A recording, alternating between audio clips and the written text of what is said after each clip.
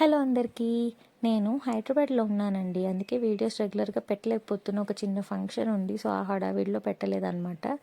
So ఈ video ఏంటంటే, నిన్న వెడ్నెస్డే రోజు మా మమ్మీ వాళ్ళు వినాయకుడి పూజలో కూర్చున్నారండి. మమ్మీ వాళ్ళ అపార్ట్మెంట్ పక్కనే చిన్న వినాయకుడి గుడి అయితే ఉంటుందన్నమాట. సో ఆ రోజు పూజలో కూర్చునే వాళ్ళు అక్కడ వినాయకుడికి అభిషేకం అయితే చేస్తారు. సో నిన్న మమ్మీ వాళ్ళు ఇంకా వేరే ఆంటీ వాళ్ళు కూడా కూర్చున్నారనమాట. ఇక్కడ ఫస్ట్ అయితే వినాయకుడిది నీళ్ళతో కడిగిన తర్వాత పంచామృతాలతో స్నానం చేయిస్తున్నారండి. ఆవు పాలు, ఆవు పెరుగు, ఆవు నెయ్యి, తేనె, పంచదారతోటి స్వామివారికి అభిషేకం చేసిన తర్వాత కొబ్బరి నీళ్ళతో కూడా అభిషేకం చేసి తర్వాత మంచినీళ్ళతోటి స్వామివారిని అయితే ఇది చేశారనమాట, కడిగేశారు. తర్వాత అలంకరణ అయితే ఈ విధంగా చేశారనమాట. గరికతోటి మహాప్రీతి కదా, అందుకని గరిక పెట్టారనమాట.